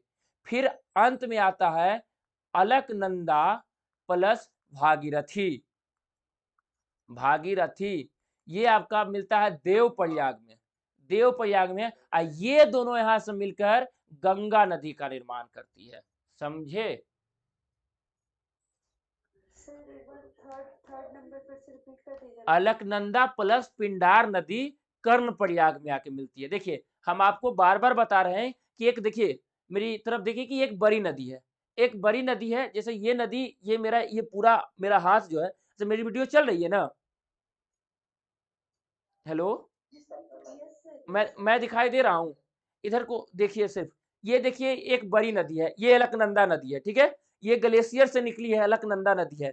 एक नदी धौलीगंगा जो है ये इसमें आकर मिल गई, इसमें आकर मिल गई, ठीक है, इसमें आकर मिल गई, धौलीगंगा मिल गई यहाँ पर आकर, इस जगह का, जैसे यहाँ पर आकर मिल रही है, तो इस जगह का नाम है विष्णु प्रयाग, जहां पे जाकर मिली है उस जगह का नाम है विष्णु प्रयाग। पर हम क्या बताए थे, ये जो हमारा है, ये बाय द वे मान लिया जाए धौलीगंगा है, ये इतना दूर मान लीजिए, ये इतना दूर धौलीगंगा है, और ये पूरा मेरा हाथ, ये पूरा मेरा हाथ जो है अलकनंदा है। तो ये इसमें आकर मिल जाएगा, जैसे धौलीगंगा आके अलकनंदा में मिल जाएगा, तो इस जगह जहां पे मिला है, जैसे यहाँ पे मिला है, तो इस जगह का नाम है विष्णु प्रयाग। तो बताइए आप कि इसका नाम आगे लेकर बढ़ेगा या इसका नाम आगे लेकर बढ़ेगा, या पूरा हाथ इसका, अलकनंदा, बार बार वही बात बता रहे हैं, जब बड़ी नदियां, हाँ, जब बड़ी नदियां में कोई भी छोटी नदी आकर मिलती है तो बड़ी नदी का नाम आगे बढ़ता है। जब दो बराबर नदियां में, जैसे कि हम आपको अलकनंदा भागीरथी, ये देखिए ये दोनों मेरा हाथ है, एक अलकनंदा है एक भागीरथी है, जब ये दोनों आपस में आकर मिलेगी तो नाम चेंज हो जाएगा, क्योंकि दोनों बराबर है, समझ गए ना, जब दोनों बराबर नदियां आकर मिलेगी तो नाम चेंज हो जाएगा, समझ गए। जब दो नदी मिलती है तो वहां को कुछ कहते हैं सर, संगम, जब दो नदियां मिलती है तो संगम होता है, ठीक है। तो फिर देखिए विष्णु प्रयाग में अलकनंदा धौलीगंगा को लेकर आगे बढ़ गई, आगे बढ़ गई, जैसे जैसे आगे बढ़ी तो एक जगह का नाम आया, जिस जगह का नाम था आपका नंद प्रयाग, नंद प्रयाग। उस जगह पर एक और नदी आकर मिली, नंदाकिनी नदी। जैसे कि आप स्कूल गए, सबसे पहले समझिए, आपका मेरा नाम कृष्णाकांत है, ठीक है, मेरा नाम कृष्णाकांत है, मेरे से सब छोटे हैं, मैं अपने घर से निकला, 10 कदम आगे गया तो एक मेरे दोस्त का नाम है राहुल, उसका घर आया, तो मैंने राहुल को लेकर चला गया, मेरे साथ राहुल भी स्कूल चलने लगा। फिर जब हम राहुल को लेकर चलने लगे तो मैं यदि राहुल से बड़ा हूं तो मेरा नाम आगे चलेगा, जैसे मोदी जी चलते हैं तो मोदी जी का साथ होता है कि कौन चल रहा है, तो वो चल रहा है, वो चल रहा है, कि मोदी जी का नाम होता है मोदी जी चल रहे हैं, पर मोदी जी के साथ लोग मिलते जाते हैं। तो अलकनंदा, फिर हम आगे बढ़े राहुल के साथ, तो केशव आ गया, केशव भी हमारे साथ जुड़ गया। तो ऐसे ही हो रहा है। अलकनंदा के बाद अलकनंदा धौली गंगा में आकर मिल गई विष्णु प्रयाग में, फिर नंदाकिनी नंद प्रयाग में आ गई, पिंडार नदी कर्ण प्रयाग में आकर मिल गई, मंदाकिनी नदी जो केदारनाथ से निकलती है रुद्र प्रयाग में आकर मिल गई, और अंत में अलकनंदा और भागीरथी नदी देव प्रयाग में आकर मिलती है, जहां से इसका नाम गंगा नदी हो जाता है। समझ गए? जी सर। दिक्कत है इसमें? No sir. No sir. आगे आ जाइए। अब देखिए, ये वाला तो आपको दिखाई दे रहा है। अब एक नैनीताल उत्तराखंड में ही है, तो ये गंगा नदी यहाँ से निकलती है, यहाँ से ऐसे ऐसे ऐसे जाते हुए यहाँ पे इधर हेलती है, और इसके बाद यहाँ पे आके बांग्लादेश में पद्मा के नाम से इंटर करती है, और इसकी एक नदी जिसका नाम हुगली है निकलती है, और ये अंततः बंगाल की खाड़ी में जाकर गिरती जाती है। तो गंगा नदी कहाँ से निकलती है? तो लिखिए गंगोत्री ग्लेशियर से निकलती है। गंगा नदी गंगोत्री, उद्गम लिखिए गंगा नदी का गंगोत्री, गंगा नदी का उद्गम गंगोत्री। क्या क्या कर रहे हो भाई? जी सर। अरे नहीं मन लग रहा है पढ़ने में? सर लग रहा है सर, पढ़ाइए। तो पढ़ो आराम से एकदम, अभी बहुत समय है। ठीक है। गंगा नदी जहाँ गिरती है वहाँ पे जगह कुछ नाम है सर? क्या? जहाँ गंगा नदी गिरती ना है, हाँ, वहाँ कहाँ गिरती है? बंगाल की खाड़ी में, यहाँ सुंदरबन डेल्टा का जो इलाका है बंगाल की खाड़ी, वहां पे गंगा नदी जाकर बंगाल की खाड़ी में जाकर मिल जाती है। अब देखिए गंगा नदी, वो भी ब्रह्मपुत्र नदी जी में आती है सर। ब्रह्मपुत्र नदी उधर से आती है, गंगा में ही मिलती है, और उसके बाद मेघना नदी मिलती है, वहां से मेघना नाम उसका पड़ जाता है। हम आगे सब आपको बताएंगे, आप सब्र तो कीजिए। एकदम पहले ब्रह्मपुत्र में पहुंच जाइएगा, फिर कृष्णा गोदावरी नर्मदा में पहुंच जाए, जैसे जैसे हम पढ़ा रहे हैं वैसे वैसे।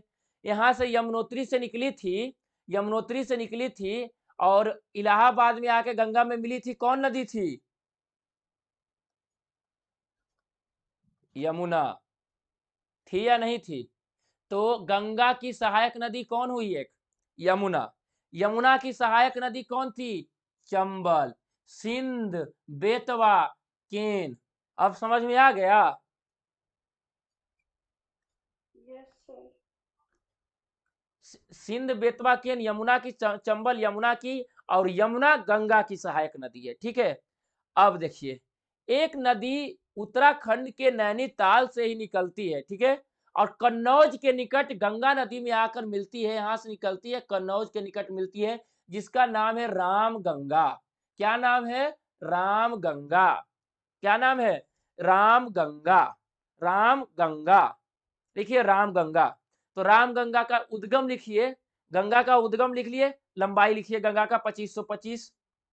गंगा का क्या क्या लिख लिए? सब कुछ लिख लिए ना भाई? गंगोत्री ग्लेशियर लिखे हैं बस। बस गंगोत्री लिखे हैं तो लिखिए मुहाना। मुहाना, मुहाना लिखिए बंगाल की खाड़ी। मुहाना में लिखिए बंगाल की खाड़ी। मुहाना में लिखिए बंगाल की खाड़ी। मुहाना में लिखिए बंगाल की खाड़ी। टोटल लंबाई लिखिए 2525, 2525, 2525 किलोमीटर, 2525 किलोमीटर। अब लंबाई लिख लिए, मुहाना लिखिए, उद्गम लिखिए। अब सहायक नदियां जैसे जैसे पढ़ाते हैं वैसे वैसे लिखिए। सबसे पहले सहायक नदियां यमुना नदी है। यमुना नदी, क्या क्या रिपीट करना है? 2525, 2525, 2525, लंबाई 2525, उद्गम गंगोत्री ग्लेशियर, उद्गम, और मुहाना बंगाल की खाड़ी, मुहाना बंगाल की खाड़ी। ठीक है, आ जाइए, आ जाइए। सबसे पहले यमुना सहायक नदी है, जो कहां पे आके इलाहाबाद के निकल प्रयाग में आकर मिलती है, प्रयाग में, प्रयागराज। गंगा जमुना सरस्वती, सरस्वती तो विलुप्त हो गई पर गंगा यमुना का संगम है, ठीक है, वहां पे गंगा यमुना का संगम। समझ गए मेरे भाई, मेरे दोस्त। सहायक नदी में सबसे पहले लिखिए यमुना, यमुना के बाद लिखिए राम गंगा, राम गंगा, गंगा की सहायक नदी हम आपको पढ़ाते हैं, यमुना, राम गंगा। एक नदी है यहाँ से यहाँ को निकलती है, नाम है गोमती नदी। क्या नाम है? गोमती नदी। फिर एक नदी नेपाल से निकलती है, नाम है क्या? घाघरा। सॉरी, घाघरा को हम गलत जगह से बना दिए हैं, घाघरा। गोमती लिख लिए ना। अब एक नदी आती है, वो यहाँ पे ऐसे जाके मिलती है बिहार के साइड में, घाघरा, घाघरा। फिर एक लिखिए यहाँ पे निकलती है, यहाँ पे गंडक, ये हो गया गोमती नदी। सहायक नदियां के नाम में लिखिएगा, यमुना, रामगंगा, गोमती, घाघरा, सब कुछ पढ़ाएंगे। घाघरा। फिर एक आती है जो आपकी ऊपर से आती है और पटना के करीब सोनपुर बक्सर में गंडक मिलती है, पटना में गंडक, गंडक नदी, ठीक है। गंडक के एक ऊपर से आती है इधर को कोसी नदी आकर मिलती है। सहायक नदियों में मैं लिखवा रहा हूं, सबसे पहले यमुना, रामगंगा, गोमती, घाघरा, गंडक, ठीक है।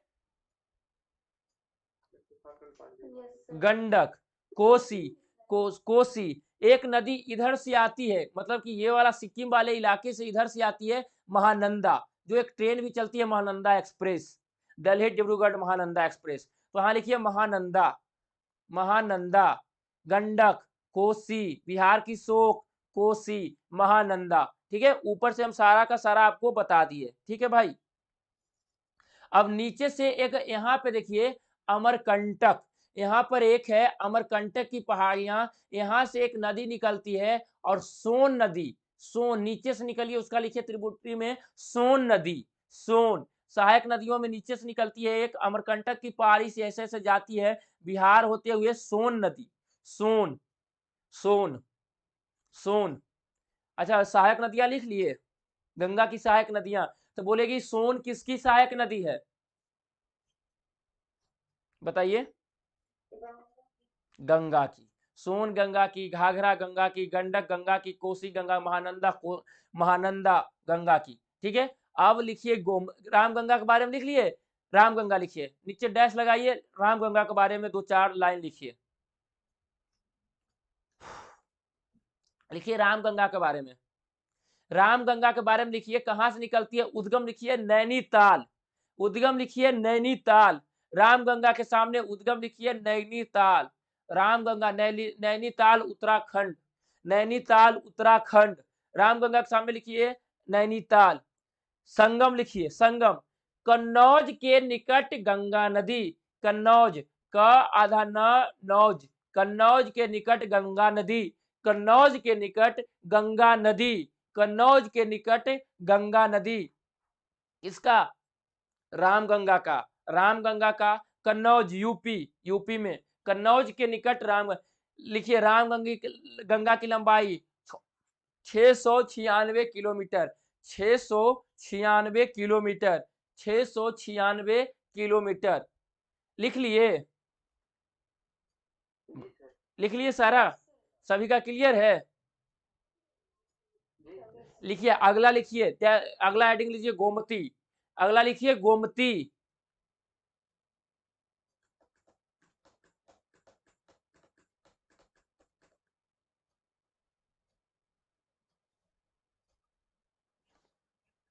अभी दक्षिण भारत की नदियां बची हुई है। लिखिए गोमती, लिखिए उद्गम लिखिए नेपाल, गोमती का उद्गम लिखिए नेपाल, नेपाल। संगम लिखिए गंगा नदी, संगम गंगा नदी गाजीपुर जिला, गंगा नदी गाजीपुर, गंगा नदी गाजीपुर। गोमती का नेपाल, संगम गाजीपुर, उत्तर प्रदेश गाजीपुर। किलोमीटर 475, किलोमीटर लिखिए 475, गोमती 475। अच्छा, मैप में समझ में आ रहा है ना कौन सी नदी कैसे है? ये यूपी है, ये मध्य प्रदेश, छत्तीसगढ़, उड़ीसा, ये आंध्र प्रदेश, ये महाराष्ट्र, नीचे कर्नाटक, ये चुटकुसा गोवा।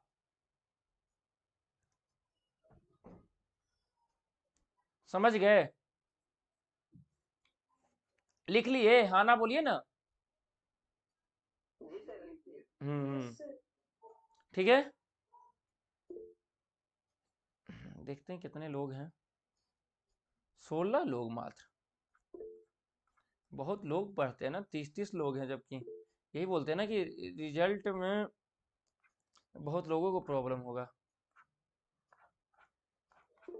20-22 था, 16 बचा है। मतलब मेरे को दिक्कत नहीं है, मेरे को आप पैसा दे चुके हैं, अब मेरे को दिक्कत नहीं है। दिक्कत होगा आप लोगों को। मेरा तो काम है पढ़ाना, ठीक है। अब क्लास रिकॉर्ड हो रहा है ना? ठीक। इसीलिए तो रिकॉर्डिंग बाद में देते हैं। करो मन की करो, क्लास लाइव नहीं करोगे तो आज का रिकॉर्डिंग परसों देखोगे, परसों का रिकॉर्डिंग तरसों देखोगे, 4 दिन बाद अपलोड करेंगे तब देखोगे। अब आ जाइए, देखिए घाघरा। पढ़ पढ़ने और ना पढ़ने में मेरा क्या जाएगा? कुछ नहीं जाएगा, आप मेरा पैसा दे दिए हैं। अब ऐसे महीने वाला टीचर मैं नहीं हूँ कि महीने महीने लूंगा। आप नहीं क्लास करने आएंगे तो अगला महीना से फिर नहीं आएंगे। 450 रुपये आप मेरे को दे दिए हैं। अब आप नहीं भी पढ़ेंगे तो मेरे को कोई दिक्कत नहीं है, और आप मेरे कोई रिलेशन में भाई भी नहीं है कि आप नहीं पढ़ेंगे तो मेरा परिवार नहीं चलेगा। कहाँ से आप पढ़ाते हैं सर? क्या? कहाँ से आप पढ़ाते हैं? हम पटना से ही पढ़ा रहे हैं। तो कहाँ पे सर? पटना में जगह का नाम है बार। तो वही हम आपको बता रहे थे कि अब तो दोबारा पैसा आपसे लेना है नहीं, जो करना है पढ़ा देना ही है। आप नहीं पढ़िए पढ़िए, मेरा क्या जाएगा बताइए? एक चीज़ जो मेरा जाएगा, नाम मेरा खराब नहीं होगा। क्यों नहीं होगा? कि मेरे इतने ही स्टूडेंट बढ़ जाएंगे ना कि मेरा स्टूडेंट निकल जाएगा। जो पढ़ेगा बहुत से लोग निकलेंगे। और कोई भी ऐसा कोचिंग है जहाँ पे 100% रिजल्ट होता है? नहीं होता है। 50% बहुत है। 50% किसी भी, वो यूपीएससी के फील्ड में हो या बीपीएससी के फील्ड में हो या बिहार दरोगा के फील्ड में हो, 20 से 30% का रिजल्ट होता है। वो मेरा 30% लड़का जो पिछले साल कोर्स किया है वो अभी लड़का ला लेके देता है। या इतने हुए हैं जिनका पिछले साल नहीं हुआ, वो इस बार इस कोर्स में एडमिशन ले रहे हैं कि सर फिर एक बार पढ़ा दीजिए। जो पिछली बार नहीं हुआ था, गलती किए थे पिछली बार का लड़का इस बार। क्या पिछली बार गलती किया? सर 2 दिन क्लास किए, तीसरा दिन नहीं किए सर, बीच में क्लास छोड़ दिए थे सर।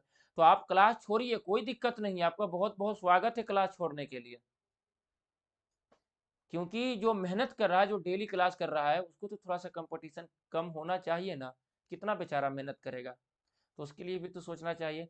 और वो नहीं सोच रहा है, उसके लिए आप सोच रहे हैं। वो तो अपने लिए सोच रहा है थोड़ा सा, उसके लिए आप ज़्यादा सोच रहे हैं कि भाई यदि हम पढ़ेंगे, डेली क्लास करेंगे तो हम पास हो जाएंगे। हम पास हो जाएंगे तो वो जो डेली क्लास नहीं करा उसका दिक्कत हो जाएगा, तो चलो हम क्लासें करना छोड़ देते हैं, बेचारा वो पास हो जाएगा। समझे? खरगोश मत बनिए, कछुआ ही बनिए। धीरे धीरे चलिए, धीरे धीरे क्लास कीजिए, पर डेली कीजिए। आज भैया का ब्याह है, भौजी का ब्याह है, ये सब होता है, ये सब जरूरी भी है।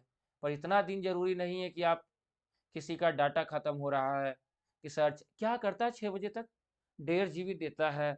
6 बजे तक करते क्या हो जो डाटा खत्म हो जाता है 6 बजे तक? क्या ऐसा देखते हो 1.5 GB का? हम तो दिन भर क्लास भी करते हैं, 360 पे चलाते हैं, फिर मेरा क्लास खत्म नहीं, डाटा नहीं खत्म होता। गजब गजब इंसान है। सर मेरा डाटा खत्म हो गया है, अपलोड कर दीजिएगा क्लास। अपलोड तो हम क्लास कर देंगे, पर आप वो अपलोड क्लास देख नहीं पाएंगे। जो लाइव में देखने का मजा है, जो लाइव में बात करके माइक ऑन करके बोलने का मजा है, वो कभी नहीं देख सकते हैं। मैंने खुद देखा है। मैं लगातार 6 घंटे का क्लास बीपीएससी का लाइव ले लिया था, परंतु जब मुझे को देखना हुआ, मेरे को छूट गया था एक दिन क्लास, और जब मुझे 6 घंटे का क्लास देखना पड़ा तो मैं नहीं देख पाया। 3 शिफ्ट में देखा, 2-2 घंटे करके, ऐसे 6 घंटे लगातार कर लिया था। बहुत लोग इसमें लाइव मेरे साथ पढ़ लेते हैं, पढ़ लेंगे आराम से। सर क्या? अपलोड कर दीजिएगा सर, हम एक दो तीन को क्लास छूट गया है। अरे अपलोड तो कर देंगे, अपलोड में मेरे को दिक्कत नहीं है। पर जो क्लास छोड़ते हैं ना, कोशिश कीजिए कि क्लास न छूटे। कोशिश इतना कीजिए कि क्लास न छूटे। छूटना उचित नहीं है, बात बोली मानिए, ठीक है। अब कहाँ तक लिखे थे? गोमती लिखे? नहीं हाँ सर, गो घाघरा नदी लिखवा रहे थे, टॉपिक अभी दिलवाया। घाघरा लिखिए नेपाल। निकाल देखिए नेपाल से निकल रहा है ना, यहाँ पे देखिए कर्सर को, नेपाल से निकल रहा है नेपाल। संगम लिखिए सारण तथा बलिया गंगा नदी, सारण तथा बलिया के निकट गंगा नदी। संगम लिखिए सारण तथा बलिया के निकट गंगा नदी। कितना 1.5 घंटा अब तो पढ़ा चुके हम। सारण तथा बलिया के निकट गंगा नदी। हम तो खरे खरे पढ़ा रहे हैं आपको, देखिए हम खरे हैं, खरे खरे आपको पढ़ाते हैं। इतने में आधा लोग लेट के पढ़ रहा होगा सोकर। कौन ऐसा जो टेबल कुर्सी पे बैठ के पढ़ रहा होगा या आराम से बैठकर? कोई नहीं। जीते सर हाँ। बहुत सही है। फिर आप कुछ अभी नहीं, आपका आदत यदि टेबल कुर्सी पे बैठकर पढ़ने का हो गया तो आप भले ही ये एंट्रेंस में आप कुछ ना कर पाए, ऐसे तो बिल्कुल कीजिएगा, पर आने वाले यूपीएससी या बीपीएससी के एग्जाम में देखते हैं इतना लड़का रहता है, किसी किसी का रिजल्ट होता है, क्यों होता है? वो मेहनत कर रहा है। तो सारण तथा बलिया के निकट किलोमीटर लिखिए घाघरा का 1080 किलोमीटर, 1080, 1080 किलोमीटर, 1080। आप बहुत सही जगह पे आप आए। हम आपके मेंटर हैं, हम आपके टीचर नहीं हैं, हम आपके मेंटर हैं। आपको जो मैंने गलती किया लाइफ में, जो मैं मेरे को लगा कि नहीं मैं ये 3 साल में मैं ये चीज का गलत किया है, वो चीज मैं आपको नहीं करने दूंगा लाइफ में कभी भी। जो लड़के मेरे से 3 साल पहले पढ़े थे, जिनको पढ़ना था, मैं जो मुझसे प्यार करते थे, जिनको लगा कि नहीं भैया एक सही गाइडेंस दिए, वो मेरे साथ जुड़े हुए हैं 3 सालों से। बहुत लोग मुझसे अलग हो गए, बहुत लोग का एडमिशन हम करवा दिए, उसके बाद वो लोग कॉलेज में मुझे पहचानते तक नहीं है, तो उसका मुझे दुख नहीं होता है, कभी भी नहीं। पर ये सब ज्यादा जो नेचर होता है ना लड़कियों में होता है। लड़कियां तो क्या करती है, क्या बताएं आपको, लड़कियां करती है, देखो हम कभी भी किसी लड़की को मैसेज, अभी भी है तो लड़की को मैसेज नहीं करते, कभी नहीं, कुछ भी हो जाए।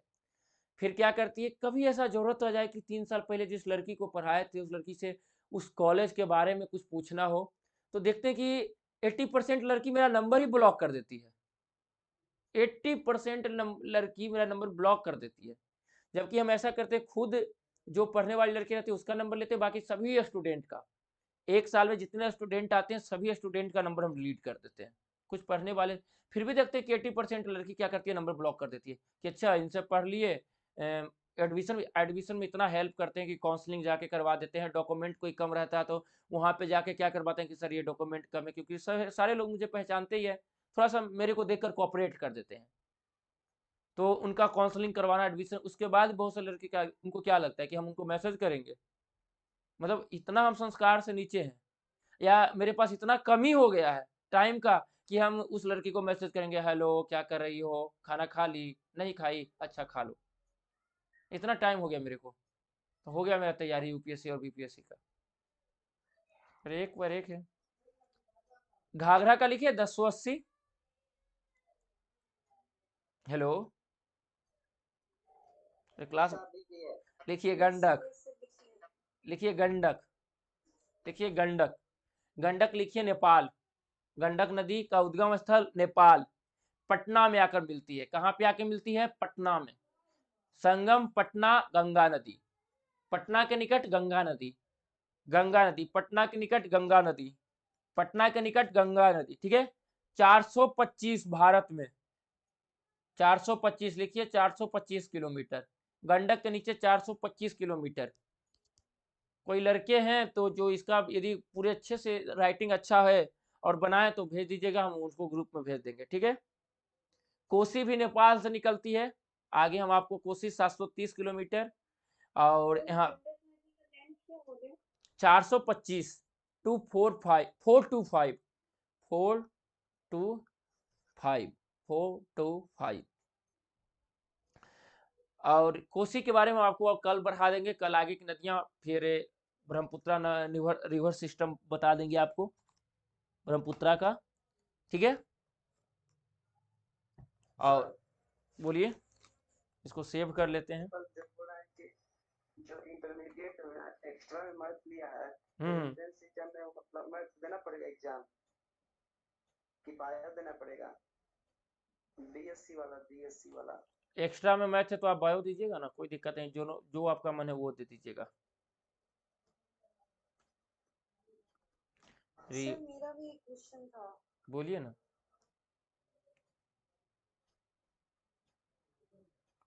बोलिए।